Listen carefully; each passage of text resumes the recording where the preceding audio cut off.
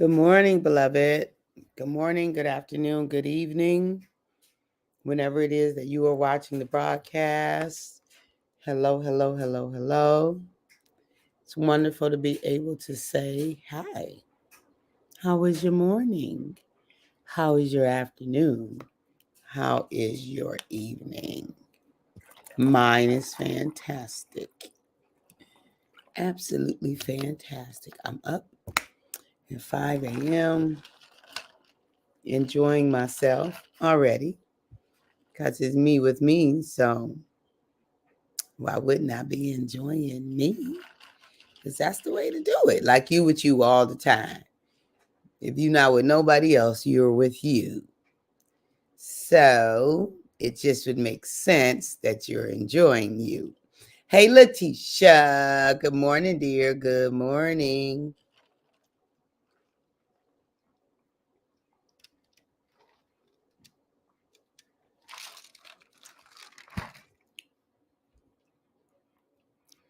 It would just make sense that you are enjoying you. Judith. Hey, Judith. Good morning. Good morning. Good morning. Wonderful to see you this morning. All right, all right, all right. So let me get in here, see what we're doing this morning. So, hey, Brian. Good morning, Brian. Good to see you, sis. All right, all right. So, we are talking about this notion of leftovers. We're still talking about leftovers. So, remember, I talked about my arm and the leftover stuff that we have from the weight reduction, right?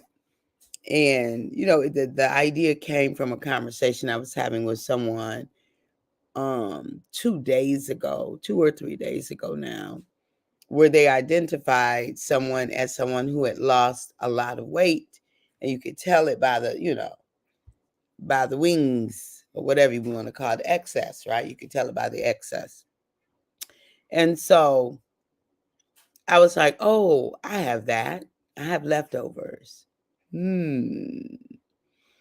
have leftovers from my weight reduction journey. From my reduction journey, I have leftovers. Okay, I can resonate with that. But beloved, those are not the only kind of leftovers we have. We have leftovers from life, right? From everything that we've experienced in life, we have leftovers. We have things that still remain. Carl Jung, or some of us call him Carl Jung. Carl Jung called it our shadow side.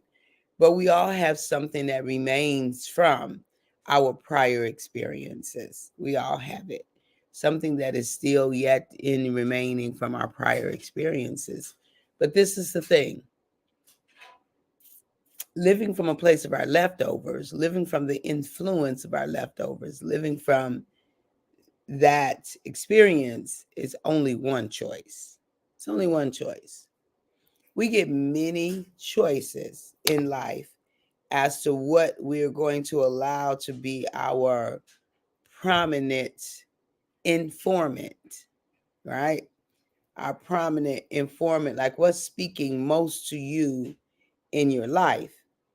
Is it your leftovers, or is it what's happening in your present?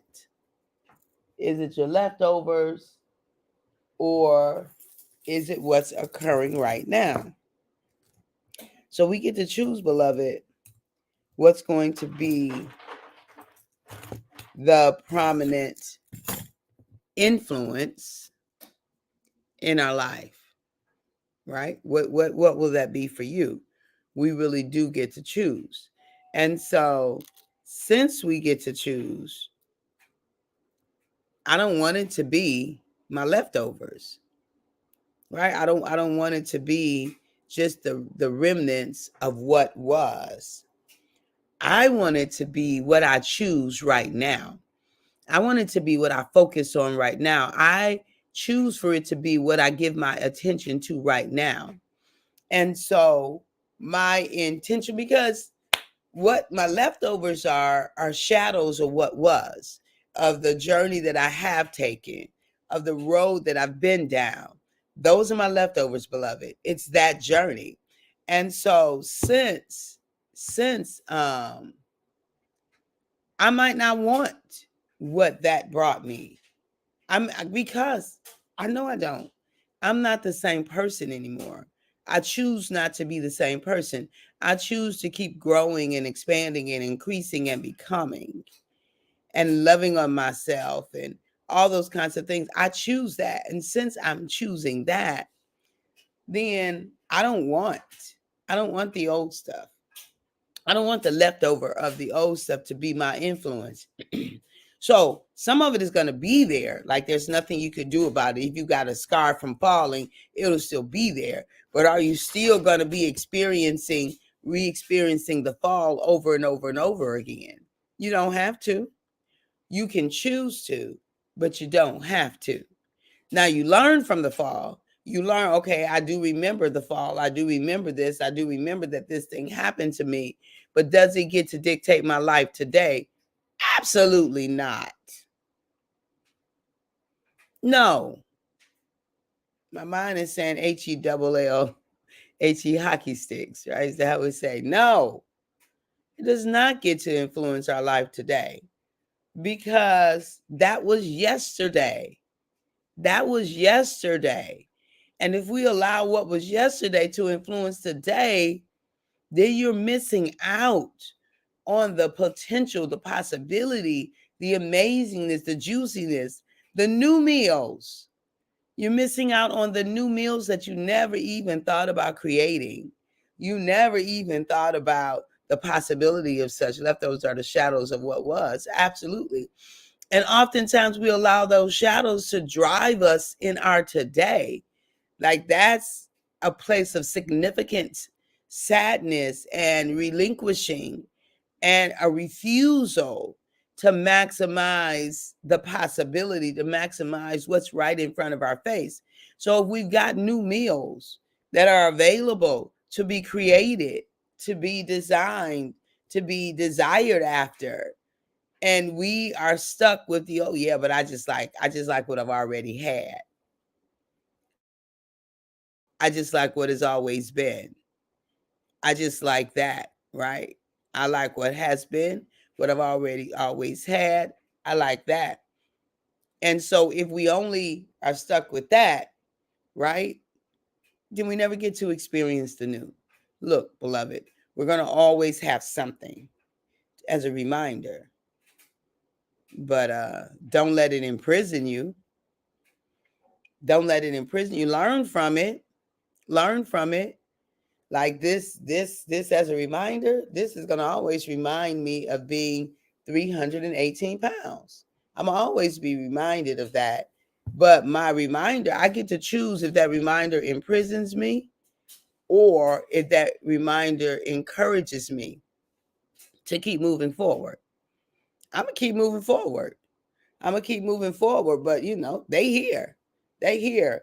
And they not going to. I mean, it might be a little bit that we can get rid of. I don't know. I'm not into science. But it is what it is. I'm just saying. So we'll do what we can, right? But I've never been an aesthetics person. That's just never been who I am. And I'm not getting ready to become one. So she gonna do what she do. She gonna be who she is. She gonna just go for it. Live life fully and not mm-mm, mm-mm. Anybody who know me know I've not been an aesthetics person if you watched my hair journey, because I ain't never really had a hair journey. I've just not paid attention to it a lot. Ask my hubby. And the best thing I ever did for my hair was this. That was the best thing. Because before that, some people would have considered it to be a hot mess. Because the beautician scene, the beauty shop scene, I ain't never been able to do it. Never. One, they've never been able to manage to not my hair go through cycles and it's gonna break in 3 spots here and in the back of my head. It's gonna break no matter what. So they always wanted to cut it because it's gonna break. And I'm like, can we stop it from breaking so we don't always need to cut it so it could be even? Can we do that? And nobody's ever been able to do that. So, but that wasn't my big deal because I would have wore that. That was fine. And I would have did the whole thing. I could not get with the fact that I would have a 9 o'clock appointment and I would get in somebody's chair by noon and get out there by 2. What? And I wasn't even busy like I am now. I wasn't even busy like that, but that just didn't make sense to me. But even more so, what didn't make sense, I know I'm all off on another thing, but even more so, what didn't make sense to me is the conversations that they had in there. Like, and I wasn't even where I am. I mean, clearly it was always in my spirit, in my soul to speak life or whatever. Like, but I didn't know it consciously, but I knew I didn't like things that spoke death and led to death or whatever. And but their conversation, I would be like, wait, like y'all relive this every day? You don't want to do something different? You don't want to say something? You did what? Your sister did, your friend did what? What? No, I can't listen to this. Come pay my money, give away free time. My hair's still breaking off. And so I've never been, I never did the beauty shop, and I'm not against beauty shops. It works for people, right? It works for some people. And not all beauty shops are that way anyway, right?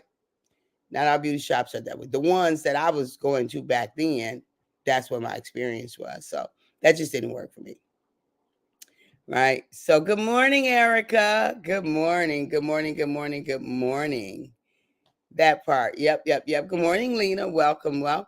Good morning. So I went down a tangent there about aesthetics. So that's what I was really talking about, was aesthetics. So I'm not going to start now. I just can't use my energy being consumed with something that is. And when something is, we need to do what we can about it, do what we can to address it, do everything we can to address it, not in an erotic way, but just do what we can. And then when we've done all we can, we got to accept it, just release it to be as it is. Neurosis. So people who struggle with things like body dysmorphic disorder or body dysmorphia, those are people who are never satisfied with their body, and they often keep cutting. So people who have multiple plastic surgeries and still look at themselves and don't see what other people see, that's body dysmorphia. And so they don't have the ability to find satisfaction. And so it's not just about the body. Think about life in general. Where in life are you not able to find satisfaction or contentment? I like the word contentment kind of a little bit better than satisfaction. But where are you not able to be content? Just say, I've done all I could do. So the serenity prayer.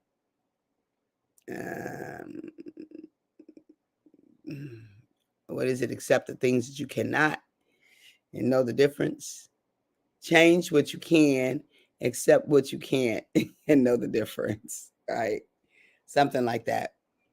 And so I really do work to live my life from that perspective. The thing that I can change, do something about it. Do all I can to change it. Accept what I cannot change and know the difference. And don't keep using a lot of energy on things that I can't change, that I can't do nothing about. So, leftovers. Leftovers are one choice. Like we got some delicious leftovers today. One of my sisters made some homemade rolls or biscuits. Which one is it? Which one is it, Brian? Homemade rolls or biscuits?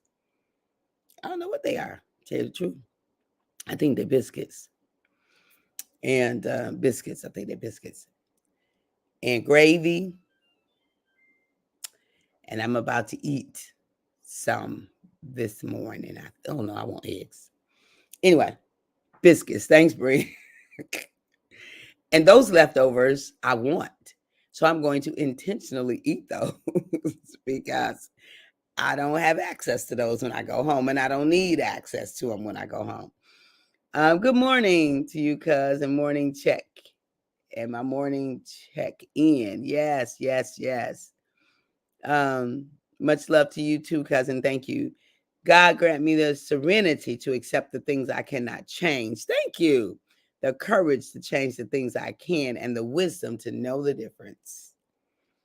Grant me this the peace, the serenity to change, to accept the things that I cannot change. I cannot change that this is gonna be here in some form. Like I can't change that. Those years of doing what I did led to that. So I can't really change. I mean, like I could do surgery. I'm not interested. I'm not interested in that. So in that sense, I choose not to change it, right? And the courage to accept the things I cannot, the courage to change the things, and the wisdom to know the difference. Okay. So let me say what I can't change. I can't change that I've been 100 pounds overweight. That's what I can't change. I can't change the fact that I have leftovers, even if I decided to do something with it. I can't change that I have leftovers from being 100 pounds overweight. And so with that, let's not be neurotic about it. And then those are the leftovers, right? So those things I can't change. But we have other choices, right? Leftovers don't have to influence everything that we do. Don't have to. We get to choose other things, right? So I got to walk through that because that sounds a little contradictory. I got to think about it a little bit. Because when we add the serenity prayer in there, they're saying there's some, that basically says there's some leftovers that we can't change, right? So I can't change this. But in my title, I have leftovers are only one choice. Now, let me tie that together because I just got it. It's only one choice of focus. It's only one choice. You get to choose where you focus. So you can focus on the leftover and become consumed by it. Or you could choose to focus somewhere else. You could choose. You get to choose. So always for me, it's the idea of living a life of choice, of living a life of empowerment, of living the life that we choose to live as opposed to the life that we think is our only option. Let me just say, we have been created by the creator of the entire universe. Good morning, Dorian. Welcome, welcome. We've been created by the creator of the universe. And what do we mean that we don't have choices? What do we have you ever considered the options of fish in the sea, birds in the air, blades of grass, types of dirt, sand, water? Have you ever considered the vast array that's available to us? That same creator created us. So what do we mean we don't have choice? Like this, I'm stuck. This is no, the heck you not. What you mean you stuck? You get to choose something different. Did you know everything that has been created, everything that is has been created twice. The first creation happened in someone's mind. So many things that we have today, we have it because someone was in action on a vision, something that they envisioned from everything. Like I'm looking in the kitchen from the Keurig, that definitely didn't exist, I don't know, maybe 10 years or so ago, to the ice maker, which everybody now, we got it, to the stove, the refrigerator, the microwave, right? So many of these things, the little beatbox, the little microphone that didn't, she might be plugged up. I don't even know. I need to say her name. Siri. To Siri, right? All these things didn't exist. They were formed in someone's mind first creation. Second creation was when it went to manufacture, right? To the manufacturer, right? Second creation. We all have those creative abilities within us. Every last one of us have those unique creative abilities. Beloved, what is your baby that's waiting to be formed in you, created, fostered, and then brought to the earth, the manifestation of it? What is that in you? We all have something unique to add to humanity's puzzle. We are unique contribution to humanity's puzzle. Well, we are unique component of humanity's puzzle. We have a unique contribution to add to the universe. We have a unique contribution. What's your contribution? Maybe your contribution is just anytime you walk into a situation, you bring peace. You don't have to do anything. You don't even got to say nothing. You just walk in and your presence equals peace. Like people don't even know why they just got calm. They don't even understand what just happened. They just know, oh, I feel better. I feel good now. Right? Maybe that's your contribution. Let me tell you, these two sisters I've been with, their contribution, they know they gonna keep some stuff organized, clean, and they gonna be cooking. Brian and Rolanda, they know they gonna keep it organized. They gonna pick up. They look, they do it like breathing. Like I'm amazed. I've been sitting here just watching them. I'm just sitting at the table. And I was last night. I was sitting at the kitchen. I was watching Rolanda do the gravy and the biscuits, and I was thinking to myself, I probably look like I'm really hungry staring over there at the kitchen, but I'm fascinated. Like I don't have that. I don't have that gift. It's just not something that comes natural for me at all. But it's so natural for them. I just be looking like, okay, they use that season. I go look in the pot, kind of see what's in there because I'm curious. I'm curious. I'm fascinated at watching folk flow in their gifts. That blesses my soul to watch folk just be gifted. Y'all know when you're in the presence of a master, like they do it like breathing is effortless for them, effortless, and they get joy. Actually, when it's not happening, they don't have the peace. Hey Ray, good morning and welcome. Good morning. And so the same is for you. The same is for you. There's something that you can do that you do automatically, like breathing. A lot of times we don't even realize that it's a gift. We don't realize that it's our superpower. I haven't said that word in a long time. It's your superpower. These two sisters, their superpower is cooking and cleaning and organizing. I mean, it's one of them. They have other ones, but those are the ones that, you know, that I've been in awe, always in awe when I'm in their presence watching them doing this weekend. What's your superpower, beloved? What's yours? What's yours? Because you have them. You have them, one, it, whatever, but you do. It's what you do in your sleep. It's what you do with ease. It's what people come to you for. It's how you bless the universe. It's how you show up. Don't downplay it. Don't downplay it.